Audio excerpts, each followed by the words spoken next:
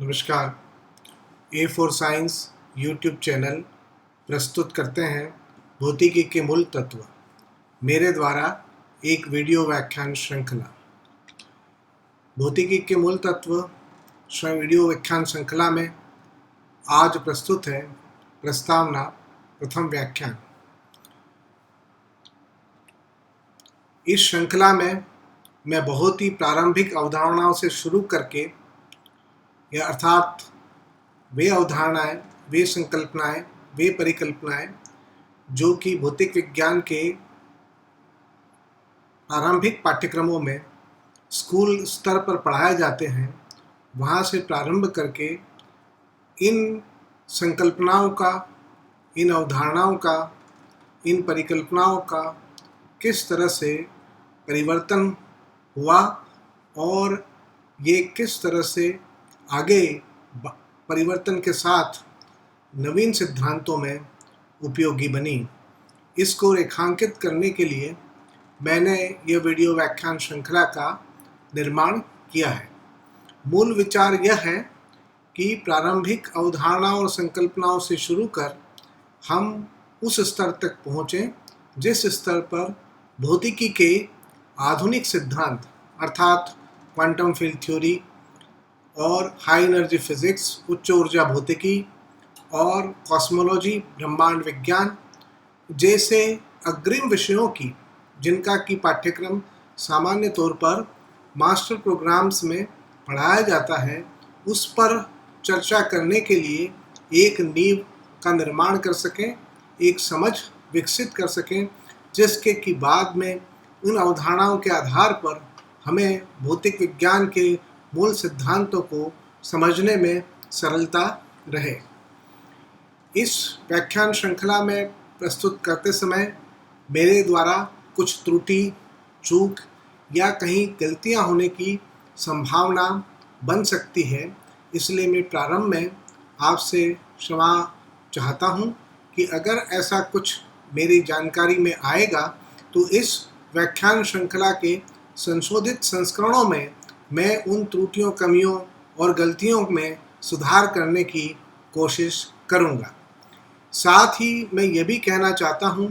कि हिंदी में मेरी सीमित प्रवीणता है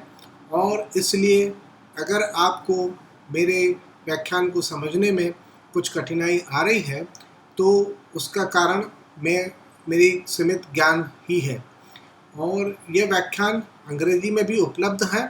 और इस वीडियो व्याख्यान श्रृंखला जिसको मैं हिंदी में प्रस्तुत कर रहा हूँ, उसमें मेरा प्रयास रहेगा कि हिंदी के साथ साथ इंग्लिश के और जो साइंटिफिक टर्मिनोलॉजी है उसका प्रयोग इंग्लिश भाषा में किया जाए और आने वाले व्याख्यान श्रृंखलाओं के आने वाले व्याख्यानों में अधिक से अधिक इस भाषा का प्रयोग, इंग्लिश भाषा का प्रयोग भी मेरे प्रस्तुतिकरण में मिल सकता है।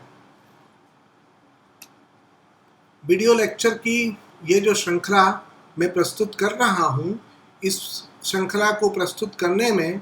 मेरे द्वारा जो ज्ञान अर्जित किया गया विभिन्न पुस्तकों के आधार पर, विभिन्न वेब संसाधनों के आधार पर और विभिन्न अन्य संसाधनों के आधार पर पिछले 40 वर्षों में मैंने जो इस विषय की एक समझ विकसित की है, उसी पर आधारित ये प्रस्तुतिकरण है और इसमें इन विषयों के कई विशेषज्ञों के विचार, उनके योगदान, उनके दृष्टिकोण और उनके मूल कार्य सम्मिलित हैं, लेकिन हर स्थान पर उनको स्पष्ट क्रेडिट दिया जाना संभव नहीं हो पाया है। मैं ये स्पष्ट करना चाहता हूँ अस्वीकरण के रूप में कि मैं उनके विचारों का प्रचार करने के लिए विज्ञान समुदाय के बेहतर हित में इन जानकारियों का प्रयोग कर रहा हूँ या उन स्रोतों का प्रयोग कर रहा हूँ जिसके कि मूल योगदान किसी अन्य व्यक्ति का है। और मैं इस प्रकार की प्रस्तुतिकरण में किसी भी व्यक्तिगत दावे को बनाने के लिए या लाभ अर्जन करने के लिए यह वीडियो व्याख्यान श्रृंखला प्रस्तुत नहीं कर रहा हूँ। मैं प्रारंभ में एक्नॉलेजमेंट के रूप में सभी दर्शन शास्त्रियों, philosophers, scientist, technologist, engineers, mathematician और इन विषयों के शिक्षकों को अभिनंदन करता हूं और उनका आभार प्रकट करता हूं उनके योगदान के कारण ही यह श्रृंखला संभव हो पा रही है। यह व्याख्यान श्रृंखला मेरे माता पिता और दादा दादी को समर्पित करता हूँ। अब व्याख्यान प्रारंभ करते हैं। मूल प्रश्न यह है कि विज्ञान क्या है। निश्चित तौर पर इस प्रश्न का कोई एक उत्तर नहीं है और इसलिए कोई एक अंतिम उत्तर मैं आज अपने व्याख्यान में प्रस्तुत नहीं कर रहा हूँ। आप जानते हैं कि अकादमिक अध्ययन के कई विषय होते हैं। सबसे प्राचीन अकादमिक अध्ययन में धर्मशास्त्रों के अलावा ह्यूमैनिटीज़ या मानव शास्त्रों का अध्ययन सम्मिलित था और उसी समय में 17वीं-18वीं शताब्दी के आसपास नए विषयों का उद्भव हुए और उनमें प्राकृतिक दर्शन, नेचुरल फिलॉसफी और प्राकृतिक इतिहास प्रमुख हैं। तो ये विषय अब विज्ञान के विभिन्न शाखाओं के आधार पर, विज्ञान की विभिन्न धाराओं के आधार पर पढ़ाए जाते हैं। तो विज्ञान एक दृष्टिकोण से अकादमिक अध्ययन का एक विषय है। किसी अन्य दृष्टिकोण से देखें तो हम ये भी कह सकते हैं कि विज्ञान एक वैज्ञानिक पद्धति के आधार पर, जिसका परिचय आपको इस व्याख्यान श्रृंखला में मिलेगा, उस पद्धति पर आधार पर जो भी ज्ञान हमने अर्जित किया है, उस सारे ज्ञान अर्जित का एक पुंज जो है, एक बॉडी ऑफ नॉलेज जो है, उस बॉडी ऑफ नॉलेज को हम विज्ञान या साइंस कहते हैं। कई बार विवाद होता है कि किसी बात को वैज्ञानिक दृष्टिकोण से सम्मत माने या न माने, या कोई विषय वैज्ञानिक विषय है या नहीं है। इस सब में मेरा ये मानना है कि वैज्ञानिक समुदाय जिस विषय को विज्ञान का अंग के रूप में स्वीकार करता है वही विज्ञान है। इसलिए ऐसे सूडो साइंस यानी आभासी विज्ञान, जैसे ज्योतिष विज्ञान और अन्य इस प्रकार के प्रचलित विज्ञान का विज्ञान से कोई प्रत्यक्ष संबंध नहीं है। बहुधा ये विज्ञान के बारे में भ्रमित करके और उसके अनुचित लाभ उठाने के लिए ही कई विषयों को विज्ञान के विषय के रूप में प्रस्तुत कर दिया जाता है। लेकिन जैसे जैसे आप विज्ञान सीखेंगे, समझेंगे, इस व्याख्यान श्रृंखला के साथ और अन्यथा आगे बढ़ेंगे, तो आप ये बेहतर जान पाएंगे कि विज्ञान क्या है और किसी भी ज्ञान के पुंज को विज्ञान कहने की आवश्यक शर्तें क्या हैं, किस आधार पर इनका निर्धारण होता है। विज्ञान को कई श्रृंखलाओं में, श्रेणियों में बांटा जा सकता है और विज्ञान की कई व्यापक श्रेणियां हैं और फिर उनकी जो है उप श्रेणियां हैं, जिनके बारे में हम चर्चा आने वाले समय में व्याख्यान श्रृंखला में करेंगे। प्रमुख विज्ञान जिसमें मेरी रुचि है उसे प्राकृतिक विज्ञान कहते हैं। भौतिक विज्ञान भी एक प्राकृतिक विज्ञान है, नेचुरल साइंस है। लेकिन नेचुरल साइंस को समझने के लिए फॉर्मल साइंसेस के ज्ञान का होना आवश्यक है। गणितीय ज्ञान, गणितीय कौशल और गणितीय कौशल के अभाव में हम प्राकृतिक विज्ञान की समझ को विकसित नहीं कर सकते हैं। इस व्याख्यान श्रृंखला में ये बात उभर करके सामने आएगी कि प्राकृतिक विज्ञान के अध्ययन में औपचारिक विज्ञान का यानी फॉर्मल साइंसेस का बहुत अधिक महत्व है। वर्तमान समय में ज्ञान की हर धारा के अध्ययन में औपचारिक विज्ञान का महत्व है। तीसरा जो है कि विज्ञान के आधार पर जो संभावनाएं उत्पन्न होती हैं, जो नए विचार प्रकट होते हैं, जो नई समझ विकसित होती है, उसके आधार पर विज्ञान का अनुप्रयोग होता है और अप्लाइड साइंसेस या अनुप्रयुक्त विज्ञान, जिसे ज़्यादातर लोग इंजीनियरिंग और प्रौद्योगिकी के नाम से परिचित हैं, उनका जन्म होता है। इंजीनियरिंग और प्रौद्योगिकी ने विज्ञान को उपयोगी बनाने में, मानव समाज के हित में, मानव जीवन को बेहतर बनाने में बहुत उल्लेखनीय कार्य किया है। यह निश्चित तौर पर कहा जा सकता है कि अनुप्रयुक्त विज्ञान की समझ प्राकृतिक विज्ञान के बिना या औपचारिक विज्ञान के बिना संभव नहीं है। अनुप्रयुक्त विज्ञान औपचारिक विज्ञान यानी मैथमेटिकल साइंसेस और नेचुरल साइंसेस, इन दोनों पर आधारित है और इसलिए यह वीडियो व्याख्यान श्रृंखला उन लोगों के लिए भी उपयोगी हो सकती है जो अनुप्रयुक्त विज्ञान के क्षेत्र में अपना कुछ योगदान भविष्य में करना चाहते हैं। एक विज्ञान का धारा सामाजिक विज्ञान कहलाती है।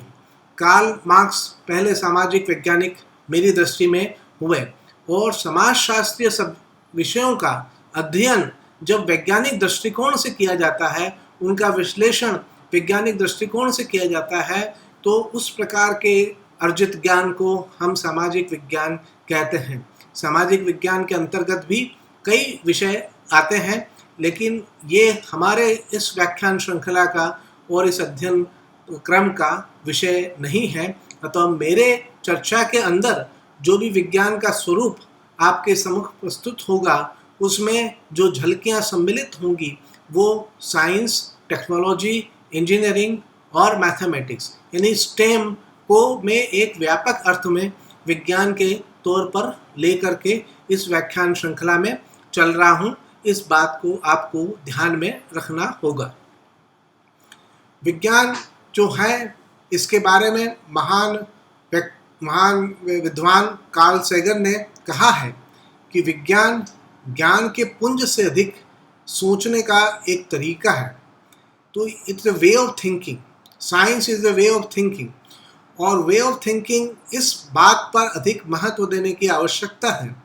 और जब तक हम इसको इस स्वरूप में नहीं लेते हैं, तब तक हम विज्ञान की अवधारणाओं को, विज्ञान को अच्छी तरह से समझ नहीं पाते हैं। बहुत सारे लोग ये मान करके चलते हैं कि विज्ञान केवल ज्ञान का पुंज है, और इसलिए अगर वैज्ञानिक बातें जो हैं, वैज्ञानिक तथ्य जो हैं, वैज्ञानिक सिद्धांत ये हैं, अगर इनको याद कर लिया जाए, इनको मेमोराइज कर लिया जाए, तो हम एक वैज्ञानिक बनने की क्षमता या वैज्ञानिक समझ रखने की क्षमता हो जाएगी। इन सारी जानकारियाँ जो हैं, इनके पुंज को समझ लेने के बाद भी हम विज्ञान के क्षेत्र में कोई योगदान नहीं कर सकते हैं, क्योंकि योगदान करने के पहले आपको विज्ञान की शैली को, विज्ञान के सोचने के तरीके को अपनाना होगा, तभी आप अच्छी तरह से विज्ञान को समझ पाएंगे। जैसा मैं पहले ही कह चुका हूँ कि मैं व्यापक अर्थ में विज्ञान शब्द का प्रयोग इस श्रृंखला के अंदर कर रहा हूँ। साथ ही मेरा ये मानना भी है कि विज्ञान सभी के लिए है। आज के समय में 21वीं शताब्दी में जहाँ पर भी हमने देखा है कि सोफिया नामक एक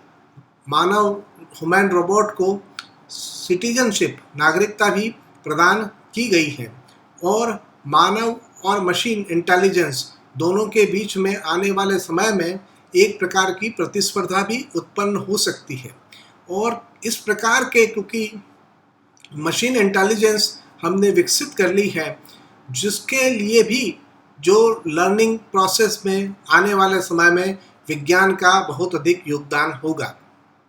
तो जब मैं कहता हूँ विज्ञान सभी के लिए है, तो मैं ये भी मानता हूँ कि ये केवल होमो सेपियंस यानी मानव मात्र के लिए ही नहीं, गैर जैविक बुद्धिमान मशीनों के लिए भी विज्ञान आने वाले समय में निर्णयकारी और महत्वपूर्ण साबित होगा।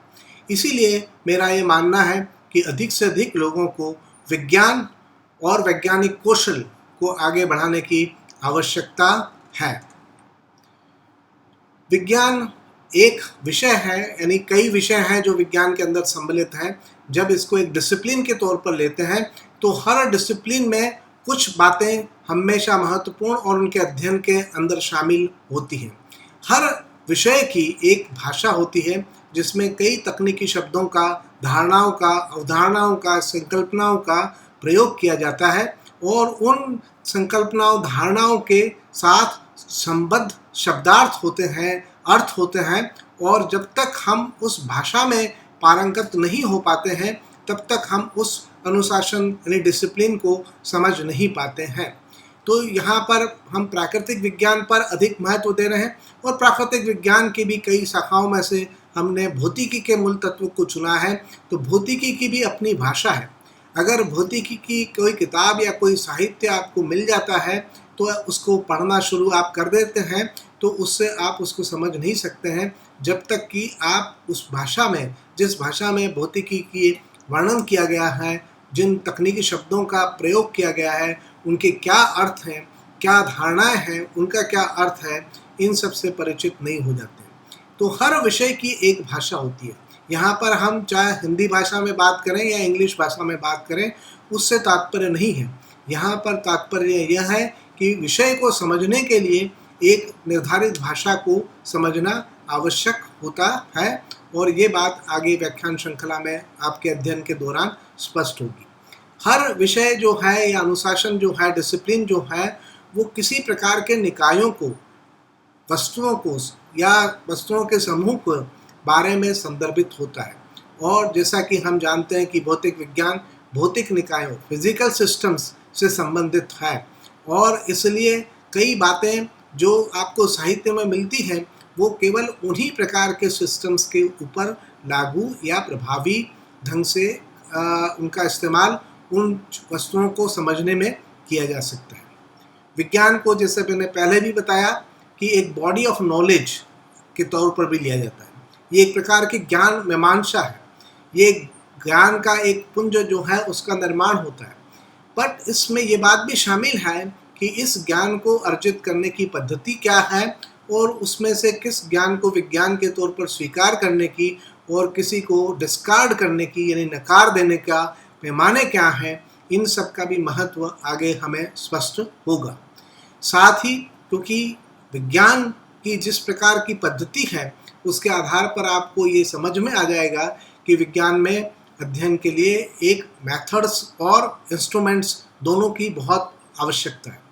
इंस्ट्रूमेंट्स और उनका महत्व है। So it is also involving A set of instruments and scientific method. तो विज्ञान के अंदर उपकरणों का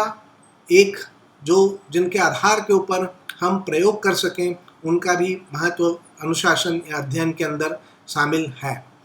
दूसरी बात जो बहुत महत्वपूर्ण है और जो मेरे कार्यक्षेत्र से संबंधित रहेगी इस व्याख्यान श्रृंखला में, वो है सैद्धांतिक परिप्रेक्ष्य। मेरे इस व्याख्यान श्रृंखला का मुख्य उद्देश्य यही है कि सैद्धांतिक परिप्रेक्ष्य को अच्छे ढंग से प्रस्तुत किया जाए ताकि आप उसको समझ सकें, और इस सैद्धांतिक परिप्रेक्ष्य का सृजन करना यह भी अनुशासन अध्ययन का काम है और अनुशासन अध्ययन के अंदर शामिल है। तो स्वीकार्यता के लिए मानदंड, किस प्रकार से किसी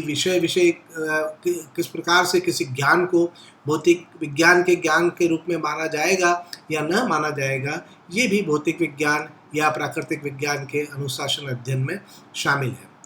प्राकृतिक विज्ञान और मुख्य तौर पर भौतिक विज्ञान से मेरा अभिप्राय यहाँ पर यह है कि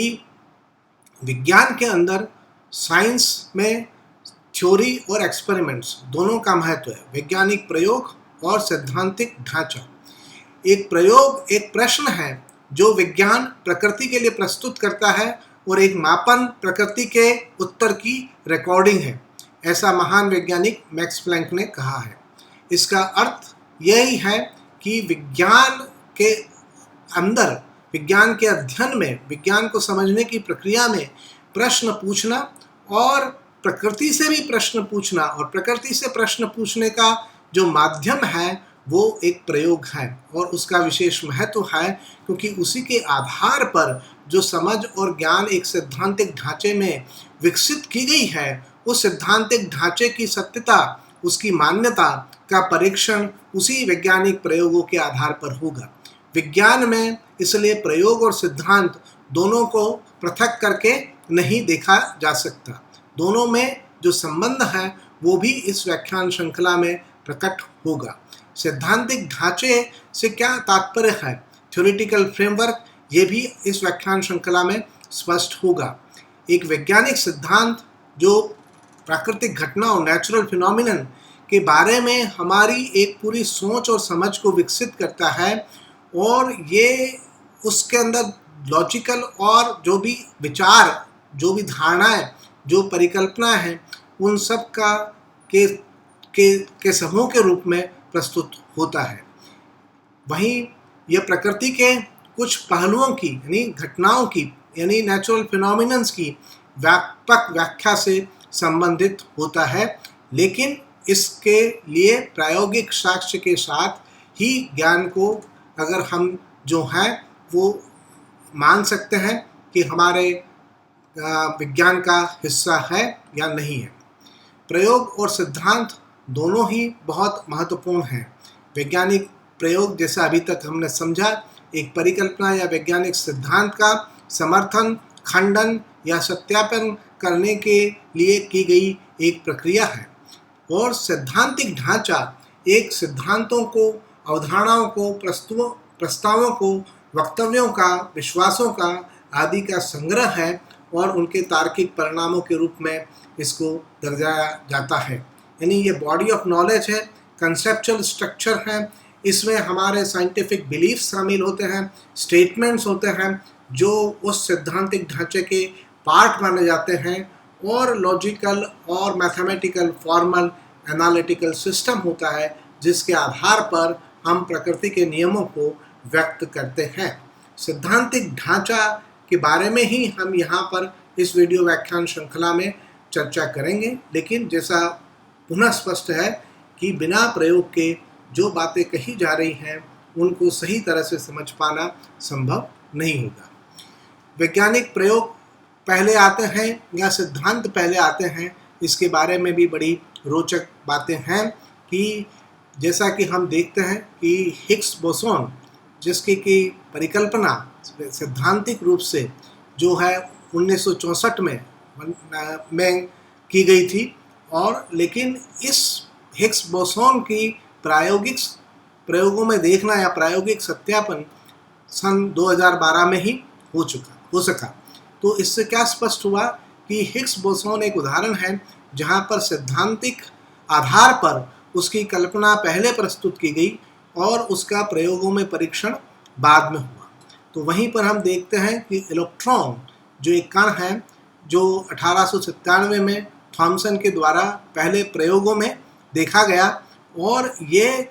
इलेक्ट्रॉन जो है इसका सिद्धांत और इसका क्वांटम सिद्धांत, एक उचित क्वांटम सिद्धांत बहुत बाद में 1928 में डिराक के द्वारा दिया गया। तो कौन पहले आता है इसका कोई महत्व विज्ञान में नहीं है, दोनों एक दूसरे से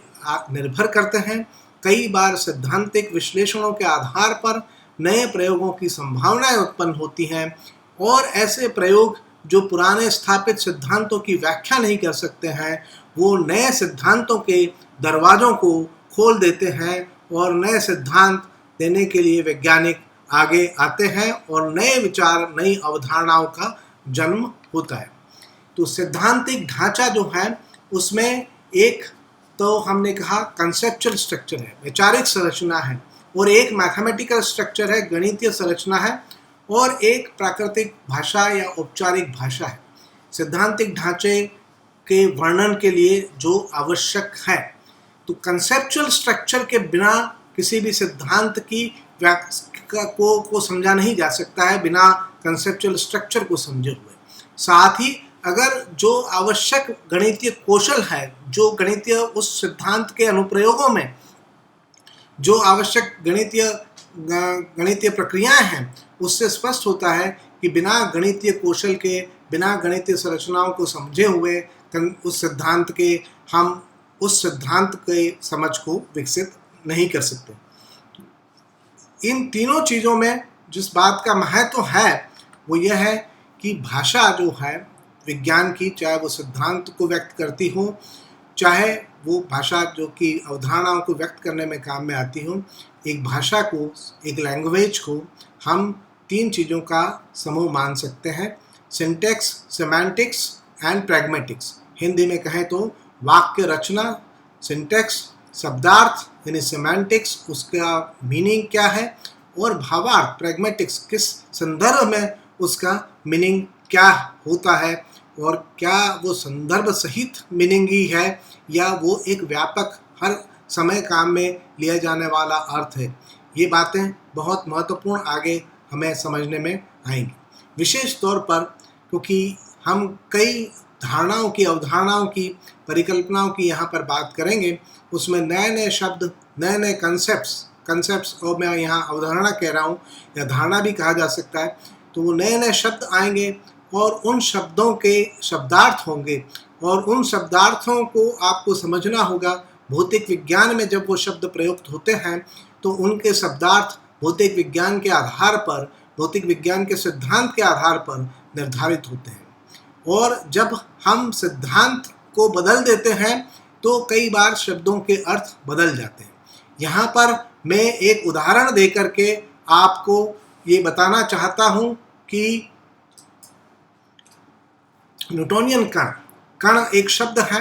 और न्यूटोनियन कण, जो न्यूटोनियन यांत्रिकी के अध्ययन के अंदर कण का जो स्वरूप सामने आता है उसे न्यूटोनियन कण मैं कह रहा हूँ। न्यूटोनियन कण की एक अवधारणा न्यूटोनियन यांत्रिकी के अंदर दी गई है, जिसमें ये माना गया है कि वो एक बिंदु आकार का है, उसकी कोई भी संरचना नहीं है या वो अविभाज्य है, और वो एक हाइपोथेटिकल सिस्टम है, वो एक काल्पनिक निकाय है। तो न्यूटोनियन मैकेनिक्स में कण शब्द से जो अभिप्राय है कि पॉइंट साइज, स्ट्रक्चरलेस और indivisible and an hypothetical system. वास्तव में कण पर कोई प्रयोग कर पाना, न्यूटोनियन यांत्रिकी में जिस कण की कल्पना की गई है उस कण पर कोई प्रयोग कर पाना संभव नहीं होता है, इसीलिए हम उसे यहाँ पर काल्पनिक निकाय कह रहे हैं। क्वांटम फील्ड थ्योरी में भी यही शब्द कण काम में आता है। जैसे अभी कुछ देर पहले ही मैंने कहा है कि इलेक्ट्रॉन एक कण, तो ये जो शब्द मैंने काम में लिया था इलेक्ट्रॉन एक कण, तो वो क्वांटम फील्ड थ्योरी में इलेक्ट्रॉन एक कण है, लेकिन उसका अर्थ न्यूटोनियन कण के तौर के ऊपर लेना गलत होगा। क्वांटम फील्ड थ्योरी के अंदर कण की अवधारणा न्यूटोनियन अवधारणा से पूर्ण तौर पर भिन्न है, और ये बात आपको लिए इस व्याख्यान श्रृंखला में और अन्यथा भी विज्ञान को समझने के लिए बहुत आवश्यक होगी कि किस शब्द का क्या अर्थ है उसको आप अच्छी तरह से ग्रहित करें, उसको अच्छी तरह से समझें, और तभी उन अर्थों का प्रयोग आप सही ढंग से कर पाएंगे। जैसा कि यहाँ मैं बता दूँ, अभी हमारे स्तर से या आपके स्तर पर इसको समझना कठिन हो, लेकिन क्वांटम फील्ड थ्योरी में कण एक क्वांटा को संदर्भित करता है जो कि क्रिएशन ऑपरेटर, सृजन ऑपरेटर के द्वारा निर्वात पर, जब क्रिएशन ऑपरेटर के द्वारा जिसको सृजन किया जा सकता है, जिसको उत्पन्न किया जा सकता है। अब इसमें कई नए शब्द आगे हैं, हो सकता है अभी आप परिचय नहीं हो, लेकिन इस श्रृंखला में आगे आपको परिचय प्राप्त होगा। तो एक शब्द का एक थ्योरी में कुछ अर्थ हो सकता है, दूसरे थ्योरी के अंदर, दूसरे सैद्धांतिक ढांचे में उसका अर्थ भिन्न भिन्न हो सकता है, और इसलिए आपको सजग रहना आवश्यक है विज्ञान की समझ को विकसित करने के लिए।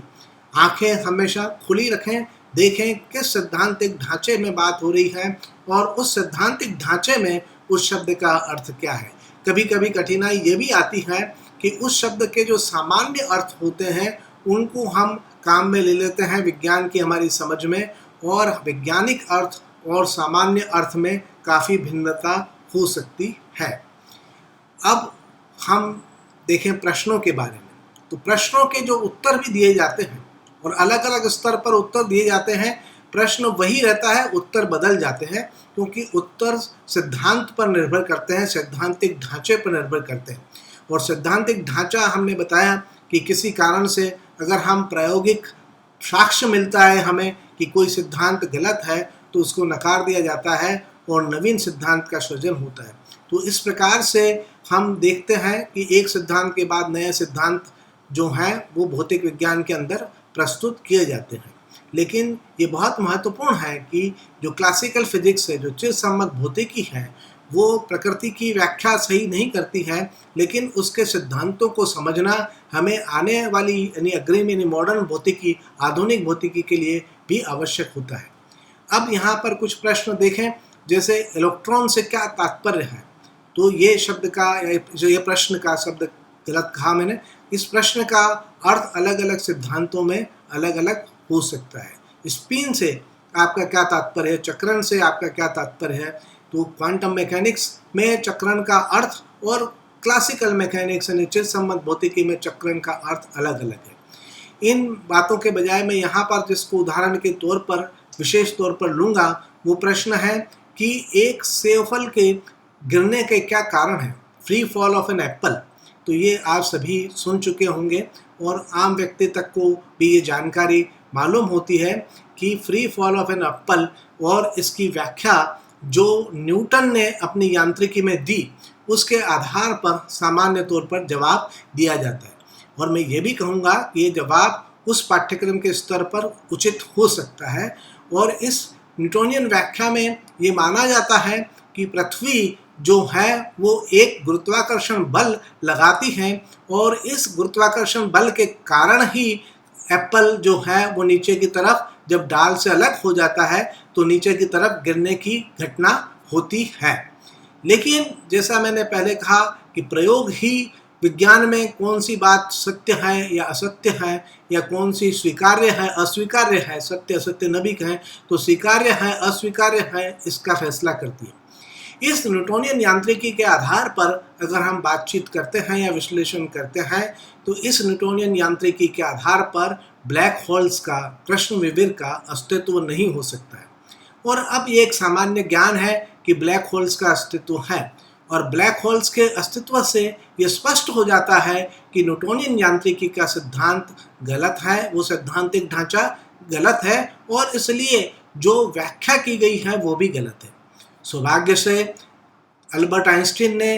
एक दूसरा सिद्धांत दिया गुरुत्वाकर्षण का, जिसे हम सब लोग जनरल थ्योरी ऑफ रिलेटिविटी, सामान्य सापेक्षता सिद्धांत के रूप में जानते हैं। इस सिद्धांत के आधार पर भी गुरुत्वाकर्षण की घटनाओं को समझा जा सकता है, और इस सिद्धांत के आधार पर समझने की प्रक्रिया में हमें नई शब्दावली का प्रयोग करना होता है। और जीटीआर में ये कहा जाता है कि एप्पल के गिरने का कारण कोई बल न होकर के जो आकाश और समय आकाश के अंदर जो वक्रता उत्पन्न हुई है पृथ्वी के द्रव्यमान के कारण, उस वक्रता के कारण एक स्वाभाविक गति के रूप में जो है एप्पल गिरता है। तो ये उदाहरण मैंने आपको इसीलिए दिया है कि इस व्याख्यान श्रृंखला में भी हम एक क्रमबद्ध तरीके से बढ़ेंगे, और इसलिए अगर इस व्याख्यान श्रृंखला के किसी प्रारंभिक व्याख्यान में कोई बात कही गई है वो किसी एक सैद्धांतिक ढांचे पर आधारित है, और आगे आप बड़े सैद्धांतिक ढांचे पर आ जाते हैं, नए सैद्धांतिक ढांचे पर आ जाते हैं,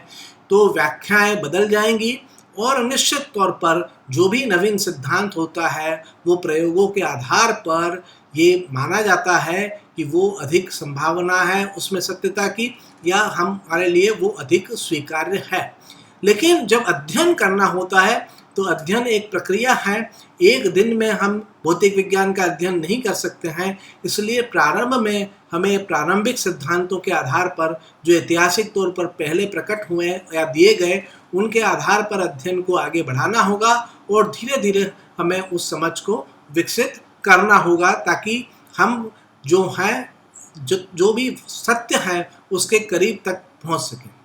और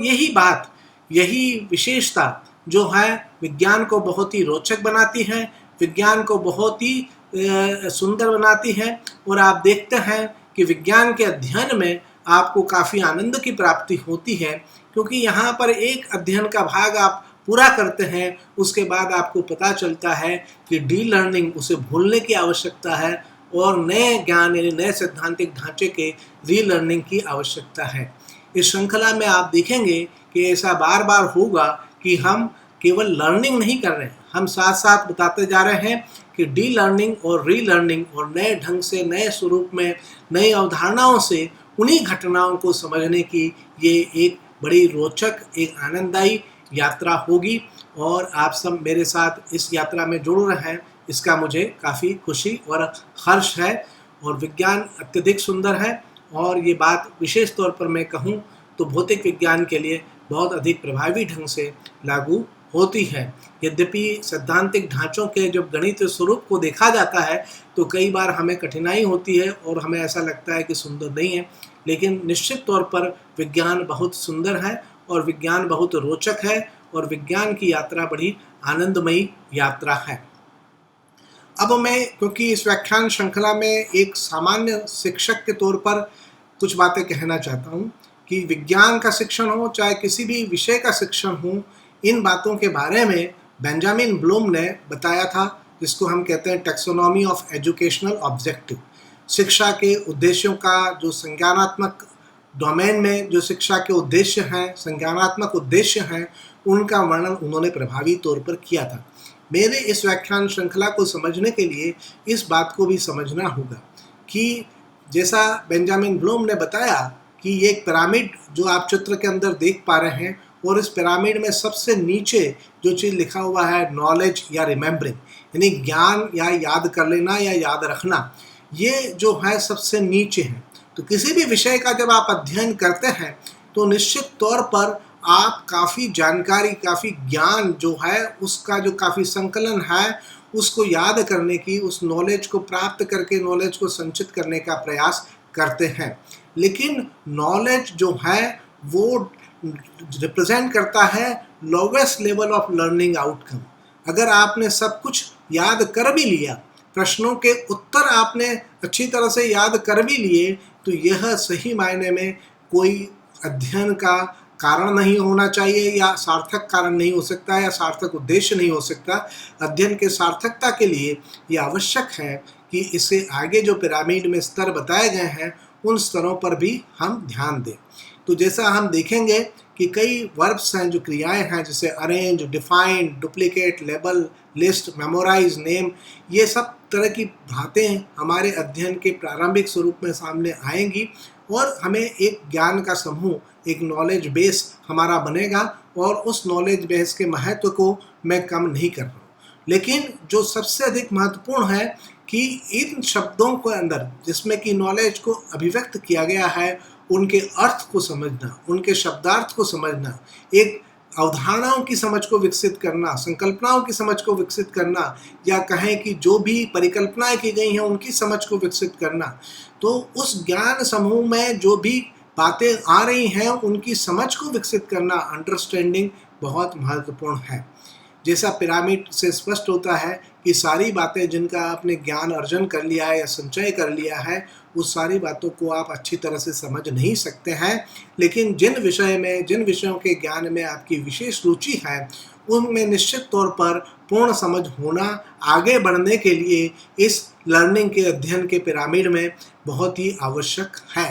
और इसलिए हमारा जो महत्व रहेगा इस वीडियो व्याख्यान श्रृंखला में, वो अंडरस्टैंडिंग पर भी रहेगा, क्योंकि अन्य साधन भी हैं जिनके आधार पर आप ज्ञान का सृजन तो कर सकते हैं, लेकिन अगर अंडरस्टैंडिंग जो है मेरे व्याख्यान श्रृंखला में, या जब शिक्षक आपसे बातचीत करता है, तो एक शिक्षार्थी के लिए एक अंडरस्टैंडिंग को विकसित कर पाना आसान और अच्छा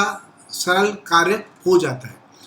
अंडरस्टैंडिंग के बाद ज्ञान के क्षेत्र में हमें ये समझना होगा, और विज्ञान के क्षेत्र में ये और अधिक महत्वपूर्ण है कि अगर जो ज्ञान और जो ज्ञान की समझ आपने अर्जित कर ली है उसका आप अनुप्रयोग नहीं कर सकते हैं, उसको अप्लाई नहीं कर सकते हैं, तो वो व्यर्थ है। वो एक इस प्रकार का अभ्यास है जो केवल आप समय व्यतीत करने के लिए कर रहे हैं।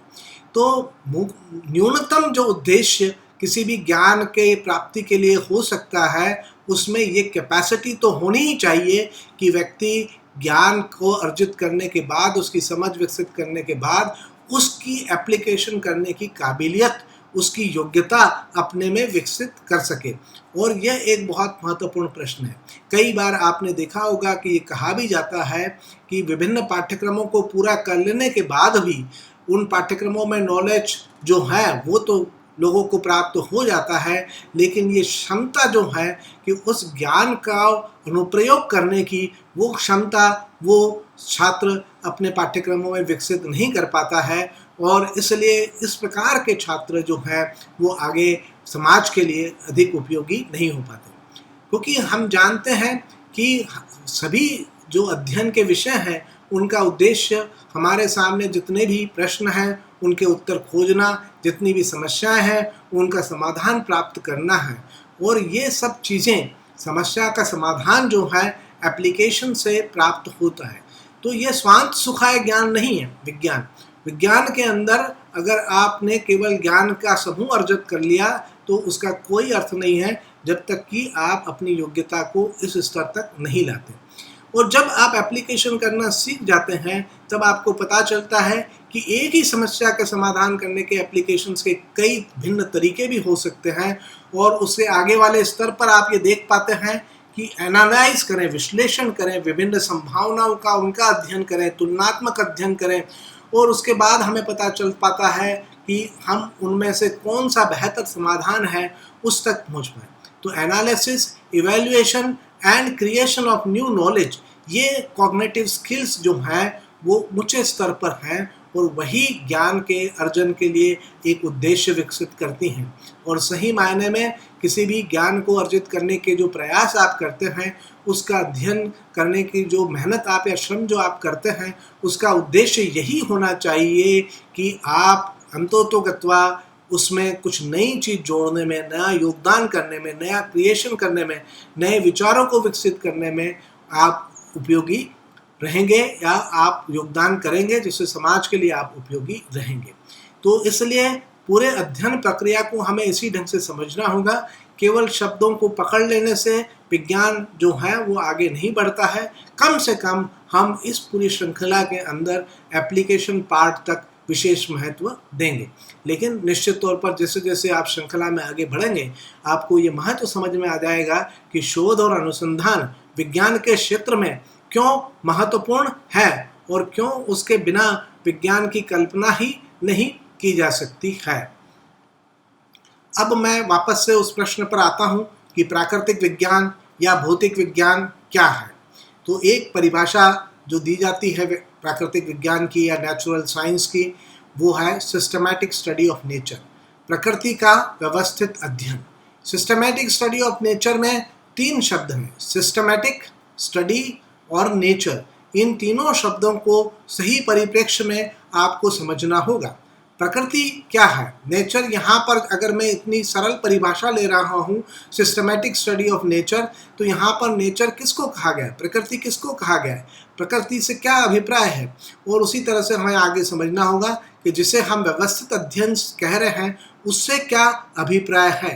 तो प्रकृति जो हम यहाँ पर मान करके चल रहे हैं वो उन सभी नेचुरल सिस्टम्स, प्राकृतिक सिस्टम्स का, प्राकृतिक निकायों का एक सेट है। सेट आप जानते ही होंगे, गणित में एक अवधारणा है, समूह है, सेट है, समुच्चय है। और प्रकृति सभी प्राकृतिक निकायों का समुच्चय है।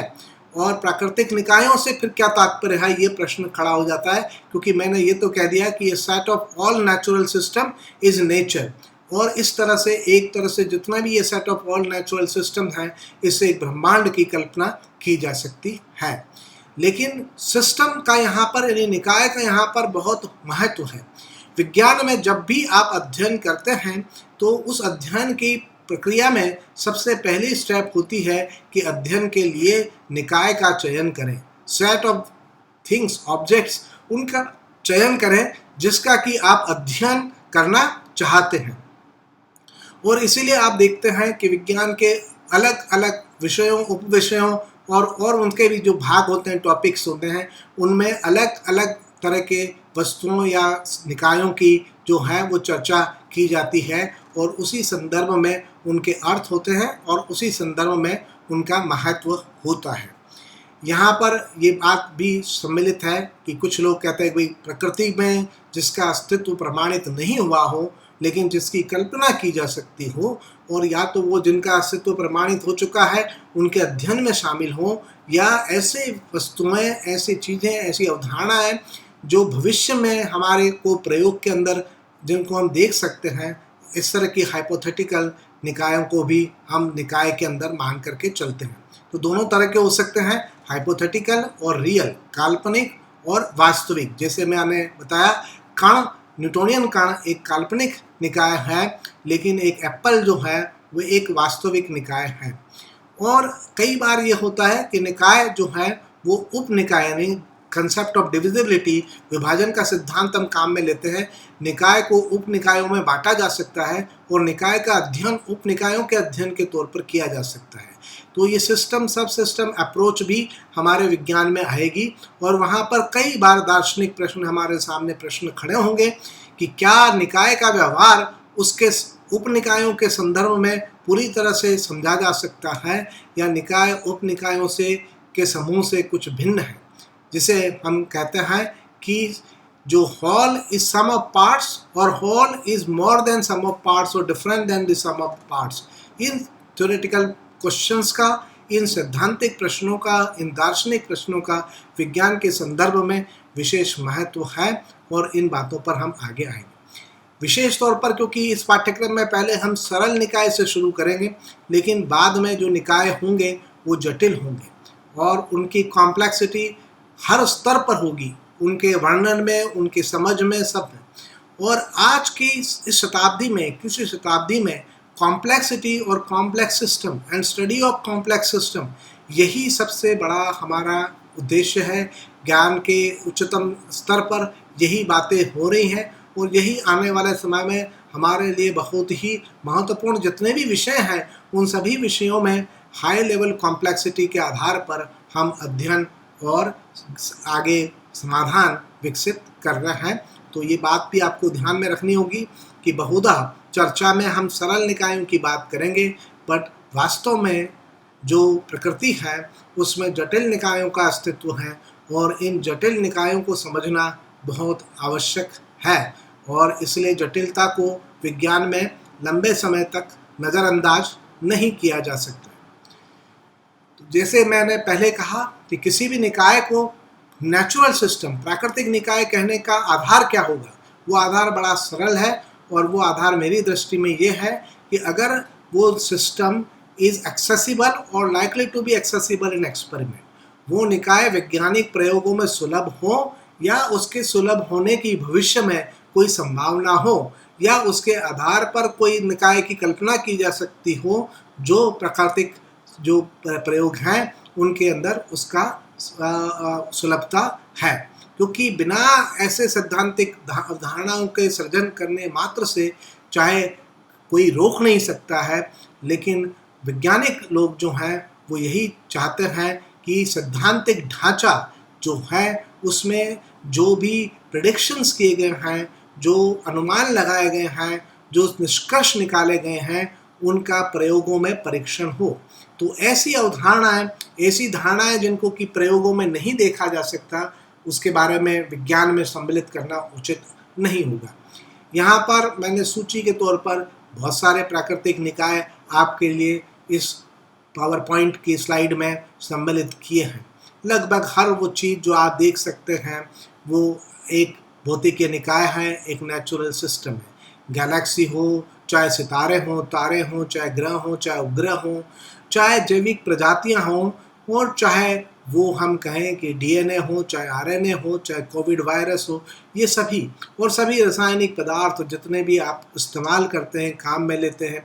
और सभी वस्तुएं, सभी उपकरण, सभी मशीनें, सभी गैजेट्स, सभी अप्लायंसेस, ये सब भी प्राकृतिक निकाय हैं। और इसलिए ये सूची इतनी लंबी हो जाए अगर आप सूची बनाने की कोशिश करें कि नेचुरल सिस्टम्स के अंदर किन किन चीज़ों का अध्ययन किया जाता है। इसीलिए आप देखते हैं क्योंकि सूची बड़ी व्यापक है तो ये विषय भी प्राकृतिक विज्ञान के बड़े व्यापक होते हैं और इनमें इसलिए समझ को विकसित करने के लिए अलग अलग स्तर पर निर्धारण करना होता है। लेकिन कुछ जो अवधारणाएं हैं, कुछ जो विचार हैं वो इस तरह से गढ़े गए हैं कि वो प्रयोगों के अंदर कभी सुलभ नहीं हो सकते, इसलिए उनको विज्ञान से बाहर माना जाता है, वो विज्ञान के क्षेत्र में नहीं आते हैं। यहाँ विशेष तौर पर इस तरह की 3 उदाहरण मैंने लिखे हैं, आत्मा, ईश्वर और भूत, सॉल, गॉड एंड घोस्ट। इस तरह की जो विचार प्रस्तुत किए जाते हैं, ये विचार एक व्यक्ति के लिए महत्वपूर्ण हो सकते हैं, लेकिन ये सुपर नेचुरल सिस्टम है, अलौकिक निकाय हैं, ये विज्ञान से परे हैं और क्योंकि ये एक्सपेरिमेंट से परे हैं तो कोई भी चीज़ जो बियॉन्ड एक्सपेरिमेंट है और आगे भी कोई संभावना नहीं है प्रयोग के दायरे में आने की, उसको हम विज्ञान का भाग स्वीकार नहीं करेंगे। अब हम आते हैं वापस से सिस्टम पर। सिस्टम क्या है? सिस्टम हर एक निकाय, एक आपने निकाय का चयन कर लिया है एक अध्ययन करने के लिए, तो उस निकाय के अंदर उस निकाय की कुछ लक्षण होंगे, कुछ गुण होंगे, कुछ विशेषताएं होंगी जिनको हम कह सकते हैं कैरेक्टरिस्टिक्स ऑफ द सिस्टम। तो हर एक सिस्टम की, हर निकाय की एक पूरा एक सेट ऑफ कैरेक्टरिस्टिक्स होती हैं, उसके आधार पर उसका महत्व होता है, उसी के आधार पर उसका व्यवहार भी होता है। तो ये बातें बहुत महत्वपूर्ण हैं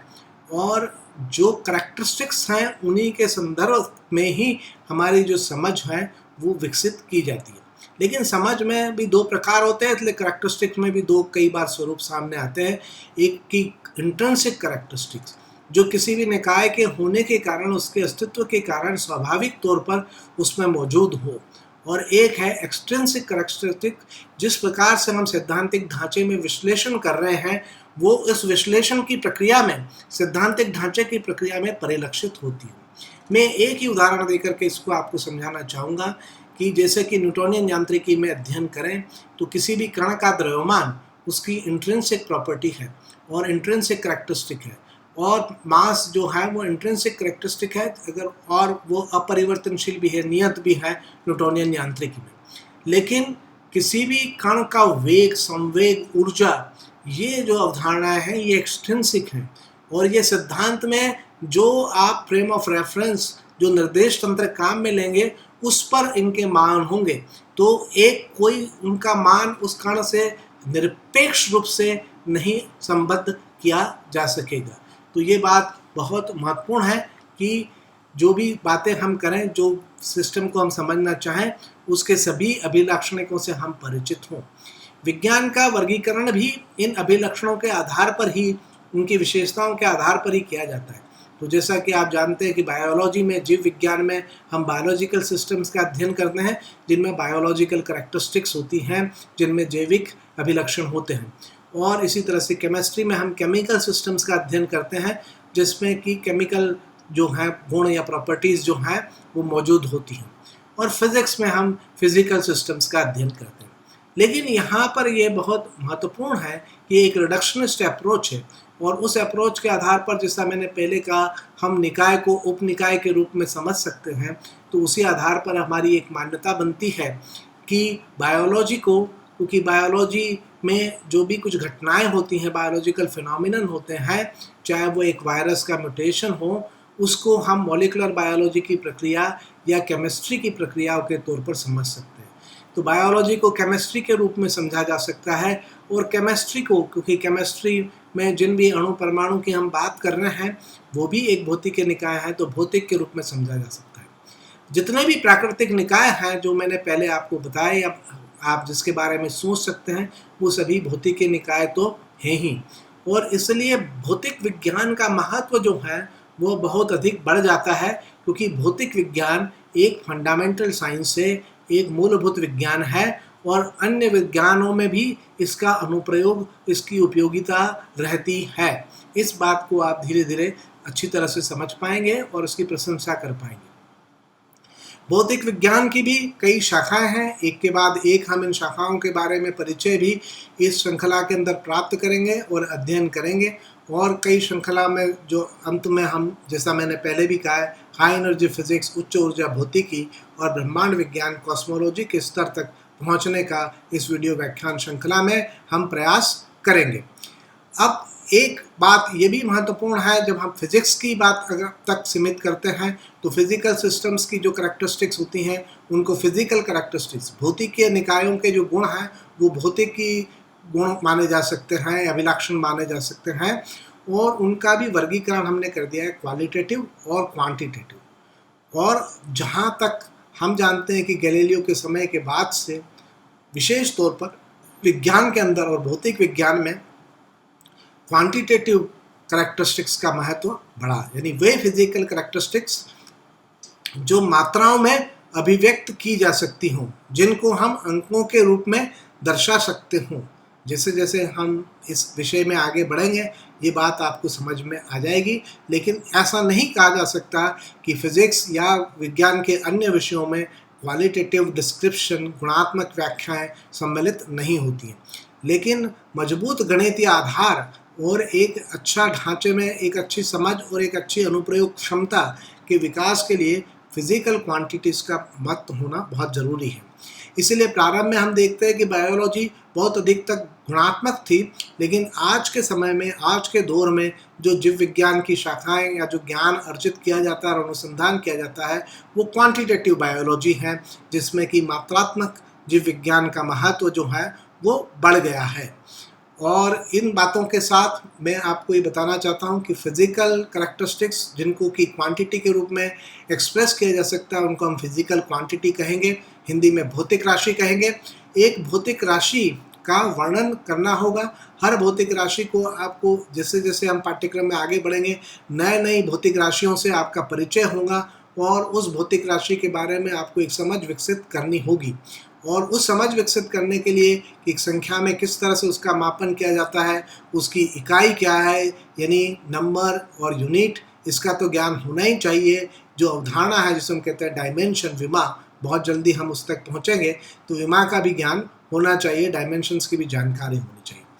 उससे भी अधिक महत्वपूर्ण है, जो कई बार पाठ्यक्रम में कम महत्व और कम चर्चा शिक्षकों के द्वारा की जाती है, लेकिन जो मेरी दृष्टि में एक व्यापक समझ के लिए बहुत आवश्यक है, वो कि हर भौतिकीय राशि का एक टेंसोरियल करैक्टर होता है। अर्थात एक निर्देश तंत्र से अगर उस भौतिक राशि की जानकारी दूसरे निर्देश तंत्र में रूपांतरित करनी हो, और क्योंकि इस प्रकार के रूपांतरण भी अलग अलग प्रकार के हैं, तो उस रूपांतरण में किस तरह से राशि व्यवहार करती है उसके आधार पर उसका टेंसोरियल करैक्टर तय होता है। और ये भी भौतिक राशि की समझ के लिए उसका टेंसोरियल करैक्टर समझना जरूरी होगा। जैसे कि आपने सुना होगा टेंसोरियल करैक्टर में कि वो भौतिक राशि स्केलर है, वेक्टर है, या अधिक रैंक का टेंसर है। तो वो एक स्केलर यानी अदिश राशि है, सदिश राशि है, या उससे अधिक जो डायमेंशन या रैंक के टेंसर के से अभिव्यक्त होती है, इसकी समझ भी होगी।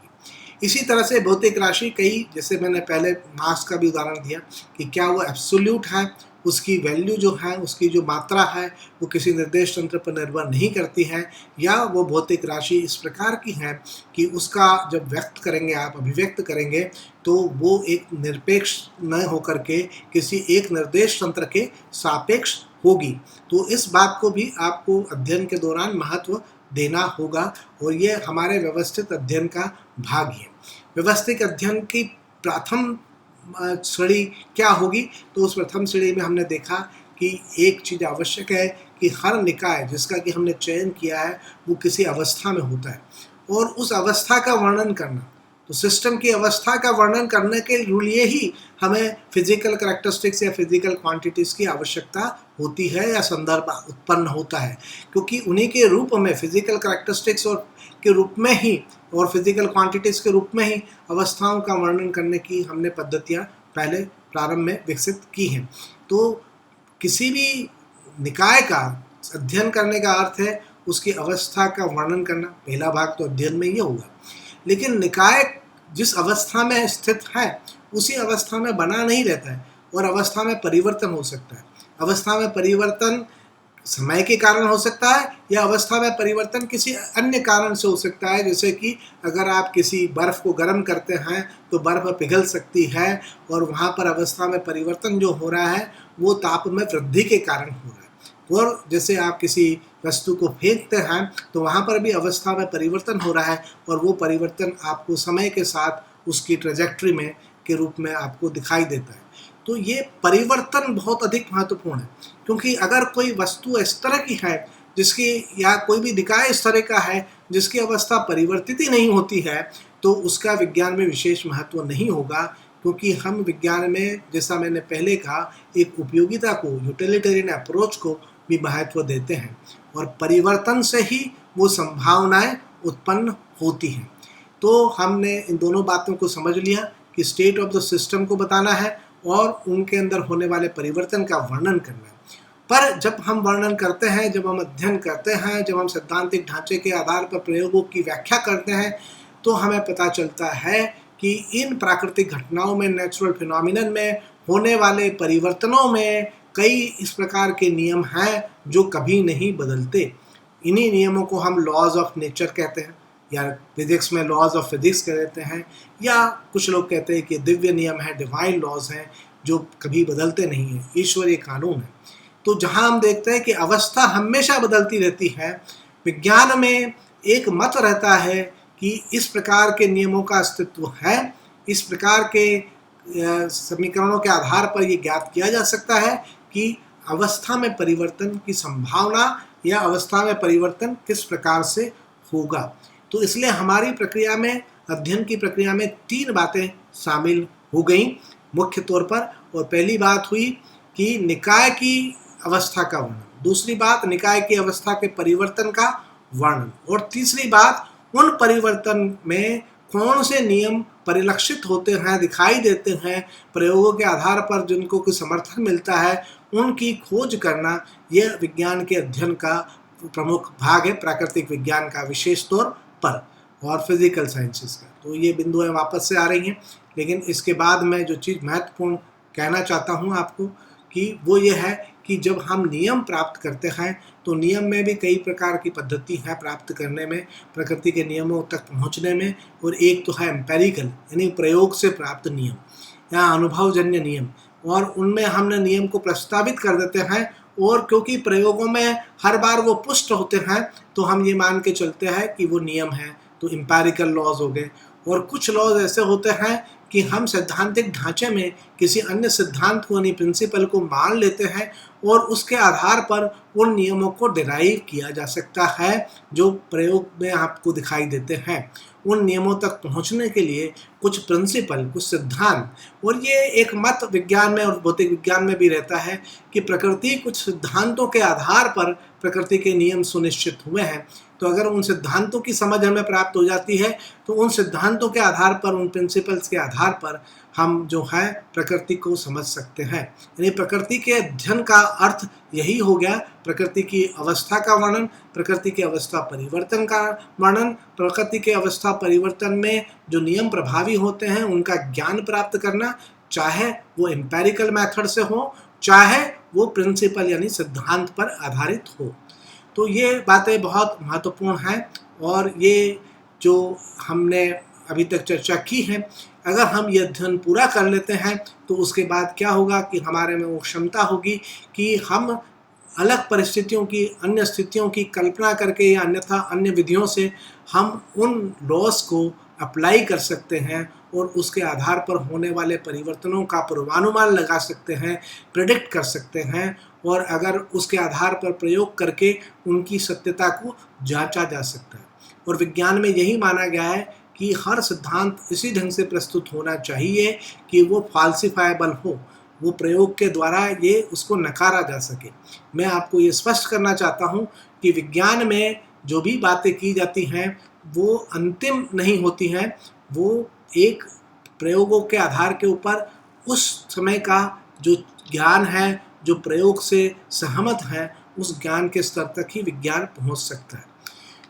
चिरसम्मत भौतिकी, जिसकी कि विशेष तौर पर हम यहाँ पर चर्चा करेंगे, उसमें तो अवस्था का पूरा वर्णन करना संभव होता है। अवस्था का वर्णन, भौतिक राशियाँ जो उस अवस्था से संबंधित हैं उनको पूरे ढंग से बता सकते हैं, यानी अवस्था का कंप्लीट डिस्क्रिप्शन संभव होता है। लेकिन क्वांटम यांत्रिकी में जब हम आगे जाएंगे तो देखेंगे कि किसी निकाय की, क्वांटम मैकेनिकल सिस्टम की स्टेट कंप्लीटली स्पेसिफाई नहीं कर सकते हैं, क्योंकि वहाँ पर अनसर्टेनिटी प्रिंसिपल, अनिश्चितता का सिद्धांत महत्वपूर्ण हो जाता है। उसके बारे में आगे जब हम आएंगे तब चर्चा करेंगे। लेकिन अवस्था वर्णन भौतिक राशियों के रूप में चिरसम्मत भौतिकी, जिससे हम बहुत जल्दी प्रारंभ करने जा रहे हैं, उसमें वर्णन पूरी तरह से संभव है। और उसमें एक निकाय की एक अवस्था में उससे जुड़े हुए भौतिक राशियों के कुछ मान होते हैं, और किसी भी एक राशि के मान में भी अगर परिवर्तन हो गया तो हम ये कहते हैं कि उसकी अवस्था में परिवर्तन हो गया। तो जैसे कि हम एक गैसीय निकाय के बारे में जब चर्चा करेंगे, ऊष्मागतिकी के निकाय में, और प्रेशर है, वॉल्यूम है, टेम्परेचर है, कई हम भौतिक राशियाँ उस ऊष्मागतिक निकाय से संबंधित परिभाषित करते हैं। पर अगर प्रेशर बदल जाता है, दाब बदल जाता है, तो भी उसका अर्थ यह है कि निकाय की अवस्था में परिवर्तन हो गया है, और उसके कारण फिर जो भी प्रभाव है उसको हम जानने की कोशिश करेंगे। चिरसम्मत भौतिकी की विशेषता यह है कि ये फुल्ली डिटर्मिनिस्टिक है, यानी पूरी तरह से ये नियतात्मक है। अर्थात इसमें ये पता लगाया जा सकता है कि प्रकृति के नियमों के आधार पर अगर हम प्रकृति के नियम से परिचित हैं, निकाय की अवस्थाओं से परिचित हैं, तो हम ये बता सकते हैं कि क्या होगा, और उसका पूरे निश्चित तौर पर कहा जा सकता है। ये चिरसम्मत भौतिकी की बहुत बड़ी विशेषता थी, और इसलिए विज्ञान में कई बार लोगों का विश्वास जो है वो उस समय में बहुत अधिक इस कारण से भी आया कि ये फुल्ली डिटर्मिनिस्टिक है। लेकिन बाद में 20वीं शताब्दी में हमारे पास नए विचार आए, और क्योंकि वो पुराने विचार जो चिरसम्मत भौतिकी के थे वो प्रयोगों की व्याख्या नहीं कर पा रहे थे, इसलिए क्वांटम मैकेनिक्स या क्वांटम यांत्रिकी का उद्भव हुआ। और क्वांटम यांत्रिकी जो है वो डिटर्मिनिस्टिक फुल्ली नहीं है, वो प्रोबेबिलिस्टिक डिटर्मिनिज्म है। किसी न किसी रूप का डिटर्मिनिज्म होना तो आवश्यक है, but classical physics fully deterministic है। तो इसके विषय में आपको एक प्रकार का आनंद प्राप्त होगा क्लासिकल फिजिक्स के अध्ययन में, क्योंकि आपको लगेगा कि आप बता सकते हैं कि भविष्य क्या है। लेकिन जब आप क्वांटम मैकेनिक्स के स्तर पर पहुंचेंगे तो प्रोबेबिलिस्टिक डिटर्मिनिज्म भी आनंद का ही विषय बन जाएगा। अब क्लासिकल फिजिक्स के फ्रेमवर्क को मैं यहाँ पर ब्रीफ में इस व्याख्यान में ही समझा देना चाहता हूँ, क्योंकि हमारी सारी चर्चाएं इसी पर आधारित होगी कि एक जो प्राकृतिक सिद्धांत है, नेचुरल सिस्टम है, प्राकृतिक निकाय है, और यहाँ पर मैंने एक्सपेरिमेंट्स को लेफ्ट साइड में दिखाया है, और जो मैं लेफ्ट साइड के अंदर एक्सपेरिमेंट्स है, राइट साइड में जो है वो थ्योरी के बारे में बातचीत की गई, तो दर्शाया गया, बातचीत नहीं। और नेचुरल सिस्टम प्राकृतिक निकाय को किसी भी सैद्धांतिक ढांचे का हम अध्ययन करें चिरसम्मत भौतिकी के, तो एक नेचुरल सिस्टम को एक गणितीय सिस्टम, फॉर्मल सिस्टम, सैद्धांतिक ढांचे में जो फॉर्मल सिस्टम है उसके रूप में उसको एनकोड करना पड़ता है, और ये एनकोडिंग महत्वपूर्ण है। जैसे कि एक उदाहरण लें एप्पल के गिरने का, तो एप्पल तो एक बॉडी है जिसका कि आयतन भी होता है, लेकिन हम जब देखते हैं कि न्यूटोनियन यांत्रिकी के कण गतिकी का अध्ययन कर लेते हैं, तो उसके बाद हम इस घटना को समझने के लिए क्या करते हैं कि ये मान लेते हैं कि एप्पल एक कण है, और वो कण जो है वो किसी बिंदु पर स्थित है। तो आप देखेंगे कि जब इस स्तर पर हम पहुंचेंगे तो किस प्रकार से एप्पल की गति को समझने के लिए एप्पल को एक कण पर एनकोडेड किया गया,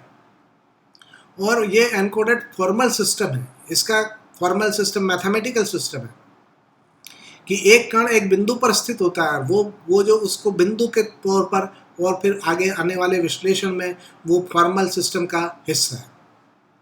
फिर हम क्या करते हैं कि जो भी न्यूटोनियन यांत्रिकी के नियम और उनके आधार पर क्या परिवर्तन होंगे उसकी गणना यानी मैनिपुलेशन जो है वो हम कर सकते हैं। तो जैसे कि एप्पल की डाल से जब भी टूटता है तो उसके बाद हम गणितीय गणना के आधार पर ये पता लगा सकते हैं कि कितने समय बाद वो पृथ्वी को स्पर्श करेगा या पृथ्वी से टकराएगा, सतह से, ग्राउंड से टकराएगा। इसे टाइम ऑफ फ्लाइट कहते हैं, उड़यन काल कहते हैं। इस उड़यन काल की गणना सैद्धांतिक की जा रही है। जो कुछ आप कॉपी में लिख रहे हैं वो सब कुछ फॉर्मल सिस्टम है, वो सैद्धांतिक विश्लेषण है। अब प्रकृति में क्या है कि आप इसको देख सकते हैं कि एक एप्पल है वो किसी ऊंचाई से गिर रहा है, और पृथ्वी पर जब गिरता है तो कुछ समय लगता है। उस समय का मापन आप प्रयोग के आधार पर कर भी सकते हैं। तो यहाँ पर मैंने क्या बताया इस चित्र में कि जब हम गणितीय गणना करते हैं मैनिपुलेशन से फॉर्मल सिस्टम के, तो नवीन अवस्था पर पहुँचते हैं, उसको फिर हम डिकोड करते हैं। जो भी प्रक्रिया एनकोडिंग में लिखी गई है, एनकोडिंग जो है फॉर्मल सिस्टम को प्राप्त करना नेचुरल सिस्टम से, तो natural system is encoded into formal system. Natural system को हम फॉर्मल सिस्टम में एनकोड करते हैं, और फिर हम नए बाद में जब हमने कहा इम्प्लीकेशन को, स्टडी को एक्सपेरिमेंट से चेक करना है, तो जो फॉर्मल सिस्टम है उसको वापस नेचुरल सिस्टम पर एनकोड करते हैं, क्योंकि नेचुरल सिस्टम ही एक्सपेरिमेंट में एक्सेसिबल है। तो एक तरह से देखें कि आपने गणना की कि इतने समय में, इतने सेकंड के अंदर एक एप्पल पेड़ की ऊंचाई से, इतनी ऊंचाई से गिरने के बाद इतने समय पर पृथ्वी को टच करेगा या स्पर्श करेगा, और आपने प्रयोग किया, प्रयोग में भी वही समय मिलता है, तो हम ये मान के चलते हैं चिरसम्मत भौतिकी में कि प्रयोग और सिद्धांत सहमत हैं, और इसलिए उस सैद्धांतिक ढांचे को उस समय में एक स्वीकार्यता मिल जाती है। लेकिन अगर वो किसी अधिक समय लगता है या कम समय लगता है, तो वो निश्चित तौर के ऊपर उस सैद्धांतिक ढांचे पर एक प्रश्न चिन्ह खड़ा हो जाता है, और हमारे एक दायित्व बन जाता है कि नवीन सैद्धांतिक ढांचों की संरचना या विकास किया जाए। इस तरह से आप देखेंगे कि ये बार बार हमारे अध्ययन के अंदर प्रकट होगा, चिरसम्मत भौतिकी के अध्ययन के अंदर, कि जो भी सहमति बन भी पाती है, कई बार हम देखते हैं कि इस प्रयोग से तो बन गई, लेकिन जैसा मैंने बताया था कि एप्पल का ये जो टाइम ऑफ फ्लाइट का प्रयोग जिस एक्यूरेसी से हम कर सकते हैं, उस पर एक जो प्रारंभिक विश्लेषण आप या प्रारंभिक न्यूटोनियन यांत्रिकी के पाठ्यक्रम में जो समझेंगे वो काम कर जाता है। लेकिन जब और गहराई से ही विश्लेषण करते हैं तो कुछ नवीन बातें जो आगे आप सीखेंगे चिरसम्मत भौतिकी के दायरे में, उनसे ही वो स्पष्ट हो पाती हैं। विशेष तौर पर जिसे हम कहते हैं कि नॉन यूनिवर्सल फ्रेम होने का जो प्रभाव है। और फिर हम देखते हैं कि जब हम ब्लैक होल के अस्तित्व को स्वीकार कर लेते हैं तो वो पूरा ढांचा जो है वो गलत हो जाता है, वो व्याख्या गलत हो जाती है। गणितीय गणना जो सैद्धांतिक ढांचे में है वो कभी गलत नहीं है, वो सही भी है, लेकिन जो ये संबंध स्थापित किया है सिद्धांत में और प्राकृतिक निकाय में, वो संबंध तभी तक स्थायी माना जाएगा, ये एनकोडिंग डिकोडिंग तभी तक वैलिड मानी जाएगी इस फ्रेमवर्क में, जब तक कि प्रयोग और सिद्धांत में सहमति है। और इसलिए जो भी ये बातें हैं वो टेंटेटिव हैं, क्योंकि आज सहमति है, कल हम प्रयोग को इम्प्रूव करते हैं, उसमें एक्यूरेसी बढ़ती है, या अन्य कोई प्रयोग करते हैं जिससे ये इंगित हो सकता है कि जो सिद्धांत आपने प्रस्तुत किया है वो स्वीकार करने के योग्य नहीं है। अब इस समय में जो विज्ञान में शोध और अनुसंधान हो रहा है उसमें केवल ये सिद्धांत और प्रयोग का जोड़ी नहीं है, ये एक ट्रायंगुलर स्टोरी बन चुकी है और उसमें एक तीसरा प्लेयर भी आ चुका है और उसका भी विशेष महत्व है। तो जब आप उच्च स्तर पर जाएंगे तो निश्चित तौर पर अगर आपको उस विधा में आपको महारत हासिल नहीं है तो आप भौतिक विज्ञान को समझ नहीं पाएंगे, भौतिक विज्ञान के मूल तत्वों को भी समझ नहीं पाएंगे, और वो है कंप्यूटेशनल साइंस। तो पहले ये थ्योरी और एक्सपेरिमेंट के बीच में संबंध था, अब हम देखते हैं कि थ्योरी में भी कंप्यूटेशन का महत्व है और एक्सपेरिमेंट्स में भी कंप्यूटेशन का महत्व है, लेकिन ये अभी बहुत जल्दी होगा इस पाठ्यक्रम स्तर पर। लेकिन मैं ये स्पष्ट प्रारंभ से ही कर देना चाहता हूँ कि जैसे जैसे श्रृंखला में आप आगे बढ़ेंगे वैसे वैसे आपको पता चलेगा कि विचार और विस्तार किस तरह से घटित हो रहे हैं। अब मैं इस पहले व्याख्यान को, जो वैसे ही बहुत लंबा हो चुका है, अब अपने कुछ कोटेशंस के साथ समाप्त करना चाहता हूँ जो महान लोगों ने कहे हैं विज्ञान के बारे में और विज्ञान के संदर्भ में। तो प्लेटो ने कहा है, science is nothing but perception. इसी तरह से स्टीफन हॉकिंग ने कहा है, if you believe in science like I do, you believe that there are certain laws that are always obeyed. जिसकी हमने इसमें चर्चा भी की है कि अगर आप विज्ञान में विश्वास रखते हैं तो आप इस बात में भी विश्वास रखते हैं कि प्रकृति के कुछ ऐसे नियम हैं जो कि हमेशा सत्य होते हैं, चाहे उन नियमों की जानकारी हमें पूर्ण तौर पर नहीं है, लेकिन वो जानकारी प्राप्त करना ही विज्ञान अध्ययन का उद्देश्य है। जॉर्ज बर्नार्ड शॉ ने कहा है कि science never solves a problem without creating 10 मोर। कि यही बात हमारे व्याख्यान श्रृंखला में भी अभिलक्षित होगी कि हमें ऐसा लगता है कि एक प्रश्न का उत्तर पा लिया तो हम आगे बढ़ गए, लेकिन जैसे जैसे आगे बढ़ते हैं नए नए प्रश्न खड़े हो जाते हैं। और यही बात जो है, जो जॉर्ज बर्नार्ड शॉ ने इंगित की है, वो विज्ञान को बहुत ही रोचक बनाती है और विज्ञान के समझने की यात्रा, विज्ञान से जुड़ जाने के बाद जो यात्रा आप करते हैं वो आनंददायी हो जाती है, क्योंकि यहाँ पर हर आंसर टेंटेटिव आंसर है, हर ट्रूथ टेंटेटिव ट्रूथ है, तात्कालिक है, उस सिद्धांतिक ढांचे के संदर्भ में है, उन प्रायोगिक सीमाओं के आधार पर है। और जैसे जैसे आप आगे बढ़ेंगे तो आपको नई नई बातें पता चलती हैं या नए संदर्भ आपके सामने विकसित होते हैं। इन सब का परिचय इस वीडियो व्याख्यान श्रृंखला के द्वारा आपसे करा सकूं, यही मेरा उद्देश्य है। मैं आप सबका धन्यवाद ज्ञापित करता हूं कि आपने इतने लंबे व्याख्यान को भी सहजता से और धैर्य बना करके सुना। साथ ही ये कहना चाहता हूं कि अगले कुछ लेक्चर्स जो होंगे वो kinematics of particle in 1 dimensions के होंगे। उनमें मैं प्रयास करूंगा कि प्रत्येक लेक्चर की जो सीमा है वो कम रहे, तो इसलिए वो कई हिस्सों में होंगे। तो kinematics of particle in 1 dimension की चर्चा, यानी एक विमा में किस प्रकार से कण गतिकी की अवधारणाएं विकसित की गई और किस प्रकार से विश्लेषण किया गया, इसकी चर्चा हम उस समय में करेंगे, आने वाले व्याख्यानों में करेंगे। आप सबका स्वागत है, आप सबका आभार, धन्यवाद, नमस्कार।